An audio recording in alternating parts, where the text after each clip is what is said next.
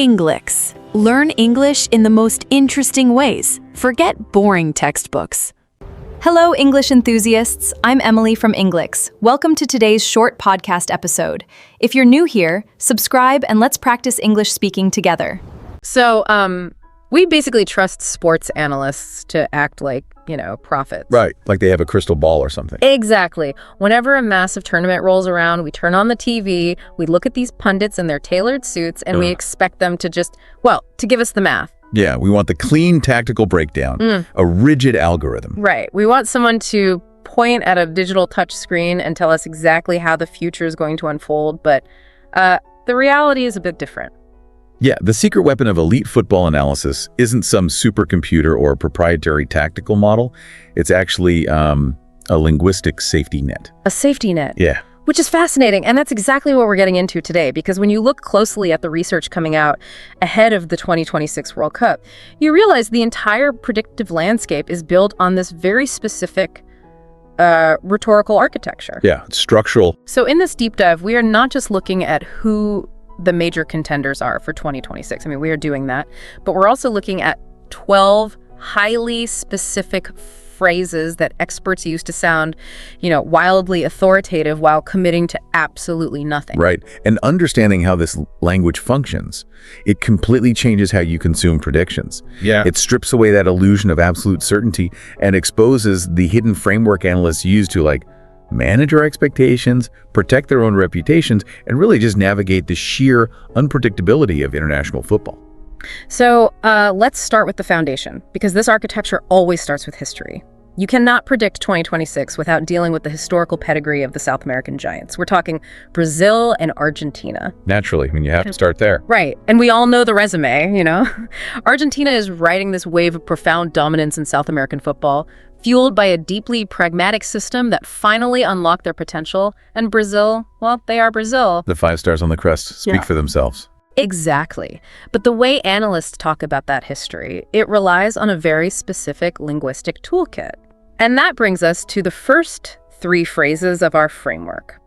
Historically speaking, they have been dominant in, and despite their track record. Yeah, those are the classics. Let's look at how they deploy these. Like when a pundit sits there and says, historically speaking, Brazil is the benchmark, or Argentina has been dominant in recent cycles, they are anchoring the listener. They're saying, look at the jersey, look at the pedigree. Right, it artificially adds weight to whatever prediction comes next. But that third phrase, despite their track record, that is where the real rhetorical maneuvering happens. Because you have to look at the tactical reality on the pitch. I mean, Brazil hasn't won a World Cup since 2002. Which is wild to think about. It really is. Over the last 2 decades, European football has evolved into this hyper-structured, intense pressing machine that has just routinely neutralized South American individual flair in the knockout stages. Brazil's current tactical identity is caught in this brutal limbo between their traditional Joga Bonito philosophy and the necessity of modern, rigid European defensive structures. So the analyst is forced to say, despite their track record, Brazil looks vulnerable. Exactly. But I look at that phrase, despite their track record, and I honestly wonder if it's just a crutch. I mean, by the time 2026 kicks off, Brazil's drought will be 24 years long. Yeah, that's almost a quarter of a century. Right. Think about a legendary movie director, Someone who made untouchable masterpieces in the 70s and 80s, but hasn't had a genuine hit in 3 decades. At what point does saying, despite their track record, stop meaning they are an unstoppable force due for a comeback, and start meaning, well, the magic is just gone and the industry has passed them by? That's a great analogy. The phrase is basically a tool for romanticizing fallen giants without looking foolish. In international football, pedigree is deeply seductive. We want the historic heavyweights to act like heavyweights because it just makes the narrative cleaner. We want the stars to be stars. Exactly. So using despite their track record allows the analysts to cling to the romantic ideal of Brazilian football, paying homage to the yellow shirt while completely covering themselves against the hard, cold reality of their tactical struggles over the last 20 years. It's a hedge. They don't want to be the one guy on television who writes off Brazil, just in case, this is the year their wingers catch fire and they win the whole thing. Precisely. You pay respect to the history, but you distance yourself from the current data. But I mean, you can't just rely on the past forever. Eventually, you have to transition into the murky waters of predicting the future, and that naturally shifts the focus to the heavyweights of Europe. Right. Looking ahead to 2026, the consensus heavily favors France to reach yet another final, and England is widely slated to make a deep late-stage run. And this is where the language pivots. The analyst moves away from concrete history and into the realm of probabilities. Let's hit the next 3 phrases in the toolkit. They are likely to, there is a strong chance that, and I would not be surprised if. So you get sentences like, France is likely to reach the final, or there is a strong chance England goes far. This entire vocabulary is built around risk management. Utterly. International tournament football is a low sample size, high variance nightmare. You aren't playing a 38-game league season where the underlying data eventually smooths out and the mathematically superior team wins the title. Right, it's not a marathon. It is knockout football. A single deflected shot, a controversial red card in the 12th minute, a star striker tweaking his hamstring in training. These isolated, chaotic variables can eliminate the best tactical system in the world. Which is exactly why I look at these phrases and see the ultimate linguistic safety net. Take that last one. I would not be surprised if... Oh, that's the best one. It really is. If a pundit looks right into the camera and says, I would not be surprised if France wins the tournament, what have they actually committed to? Literally nothing. It creates an illusion of a hard prediction while offering a total escape hatch. Right. If France wins the World Cup, that analyst gets to retweet their own clip and say, see? I called it from day one. I told you so. Exactly. But if France gets knocked out in the round of 16 on penalties, the analyst faces zero accountability. They just shrug and say, hey, I never said they would win. I just said I wouldn't be surprised if they did. It's entirely designed to project authority while taking on zero predictive risk. But we accept it because we inherently understand the volatility of the sport. We know that declaring England will reach the semifinals is intellectually dishonest because the tactical margins between the top European teams are just microscopic. They're so small. France and England both possess squads where the second-string players start for top Champions League clubs. The difference between winning and losing often comes down to tournament cynicism, knowing how to suffer without conceding and taking the one-half chance you get in the 80th minute. So the language of probability, likely to, strong chance, it reflects the genuine statistical noise of the sport. But that safety net eventually tears. Because heavyweights do slip up, and when the tactical models fail and the safe predictions implode, the analyst has to completely abandon the language of probability and suddenly adopt the language of shock. The dark horses. Yes, which brings us to the anatomy of an upset. And the definition of a dark horse in modern football has shifted. It's no longer just a plucky underdog who gets lucky. It's a highly competent team that operates just outside the traditional elite bubble, fully capable of dismantling a heavyweight if the tactical matchup favors them. Right, and everyone points back to Morocco's run to the semifinals in 2022 as the absolute blueprint for this. They didn't just scrape by, they broke the traditional predictive models. But looking toward 2026, the rhetoric starts identifying teams like Spain and Portugal as falling into this dark horse category. And the linguistic toolkit deployed to describe these teams leans entirely into doubt and astonishment. The phrases are, against all odds, surprisingly enough, and few people expected. Against all odds, Morocco reached the semifinals, or few people expected them to beat so many massive teams. And using that language for Morocco makes total sense. They played a phenomenally disciplined low block, their transitional speed was lethal, and it was a genuine historic paradigm shift for North African football. Absolutely. But I have a massive problem with the way this language is being applied to Spain. Really? Break that down. Why on earth is Spain being grouped as a dark horse? The prevailing narrative is, surprisingly enough, Spain now has one of the youngest squads in the tournament. Are analysts really using a demographic shift to downgrade them? I mean, this is Spain. They practically invented modern possession football. They did. Their tactical DNA is woven into the fabric of the sport. How does having a young generation of elite academy products suddenly strip you of your heavyweight status and drop you into the dark horse bucket? Well, this gets to the core of how analysts use language for status preservation. Spain has the historical pedigree, undeniably, but in the context of international knockout football, extreme youth alters the tactical execution of their possession-based style. Because tiki-taka requires emotional control. Exactly. To suffocate a game with possession, to endlessly cycle the ball against a disciplined defensive block without making a fatal error, you need cynical, battle-hardened experience. When you field a team of brilliant 19 and 20-year-olds, you get an incredibly intense high press. They can run 4 days. But do they have the emotional regulation to kill off a game in the 85th minute against a desperate opponent? That is the vulnerability. So the phrase, surprisingly enough, isn't actually about the analyst being surprised. It's a preemptive narrative shield. Spot on. It protects the established hierarchy of the heavyweights. A heavyweight is supposed to be a finished product at the absolute peak of their powers. By highlighting Spain's youth, the analyst frames them as a project slightly ahead of schedule. I see. If Spain gets knocked out early, the analyst can say, well, they were too young.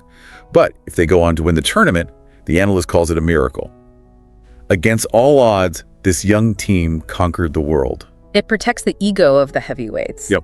If a dark horse succeeds, it's framed as an unpredictable anomaly rather than a fundamental failure of the heavyweights' tactical system. Phrasing it as few people expected solidifies the idea that the analyst wasn't wrong for doubting them. The team was simply defying the natural laws of football. It's a linguistic mechanism to ensure the expert is never truly wrong, even when the team like Spain or Portugal is packed with players starting for the biggest clubs in the world. But eventually the hedging has to stop. Right. The game of rhetorical hide-and-seek has an expiration date. An analyst can only lean on despite their track record, and surprisingly enough, for so long before they actually have to plant a flag and make a definitive call for who lifts the trophy. Right, and this is the final stage of the framework, moving from managing probabilities and explaining away upsets to projecting absolute authority. And for 2026, the definitive call across the board is France. And the specific justification is always the same. It's not just about Kylian Mbappe or their starting 11. It is entirely centered on squad depth. France possesses a conveyor belt of elite talent that is simply unmatched. And to make this declarative statement, the linguistic toolkit shifts to project unwavering confidence. The final 3 phrases are, in my opinion, based on the evidence, and if I had to pick one team. Notice the structural trick in that sequence, though. In my opinion, France is the strongest team. That is inherently subjective. It's just a gut feeling. But you instantly bolt it to the next phrase. Based on the evidence, they have the best squad depth. You are grounding your subjective opinion in a tangible, objective-sounding metric. It translates to, I am not guessing. The data forced me into this conclusion. But let's be honest about what that evidence actually is. Squad depth is the analyst's ultimate get-out-of-jail-free card. How so? Think about the mechanics of the World Cup. It's a war of attrition played over a single month. Injuries pile up, yellow card accumulations trigger suspensions, fatigue breaks down tactical discipline. You are going to face a team that parks the bus for 90 minutes, and the very next round, you might face a team that presses you aggressively in your own penalty box. An analyst cannot predict those specific tactical matchups 3 weeks in advance. It's impossible. Right, the variables are way too chaotic. So, when all the rigid tactical models fail, the only objective way to justify your subjective gut feeling is to point to the bench. Squad depth isn't just about having good backup players. Rhetorically, it is the Swiss Army knife of predictions. Well, I'd like that. You are essentially saying, I don't know what problem France is going to face in the quarterfinals, but looking at their bench, they have a wrench, a scalpel, and a sledgehammer ready to go. You're insulating the prediction against the chaos. When an analyst uses the phrase, based on the evidence France has the best squad depth, they aren't actually analyzing a specific tactical system. They're saying France is the most statistically insulated against bad luck. Yes. If their creative midfielder pulls a hamstring, they have another world-class creative midfielder on the bench. It is the physical manifestation of risk management. They don't have to predict the flow of the game because the team has the tools to fix whatever goes wrong in real time, which is what allows the analyst to confidently deploy that final definitive phrase. If I had to pick one team, it's France. It brings the entire linguistic framework full circle. You start by manipulating history to anchor the listener. You use the language of probability to create a safety net. You use the language of surprise to protect the heavyweight hierarchy from dark horses. And finally, you ground your subjective conclusion in the undeniable safety of squad depth. It is genuinely a masterclass in modern rhetoric. So you are walking away from this deep dive with 2 entirely different playbooks. Yeah, you have the actual football reality heading into 2026. You understand the tactical limbo that makes Brazil's two-decade drought so complex. You recognize how Morocco altered the tactical respect given to North African teams. You see the vulnerability hiding inside Spain's youthful possession game, and you understand why France's insulation against chaos makes them the overwhelming favorite. But more importantly, you have the exact 12-phrase architecture that governs how we talk about sports. Next time you're at the pub or sitting in the office trying to debate the upcoming tournament bracket, try using this framework. Oh, it works every time. It really does. Drop an historically speaking to anchor your argument. Use an I would not be surprised if to give yourself a massive out when your prediction falls apart. And when all else fails, pair, in my opinion, with based on the evidence and just point to the team with the deepest bench.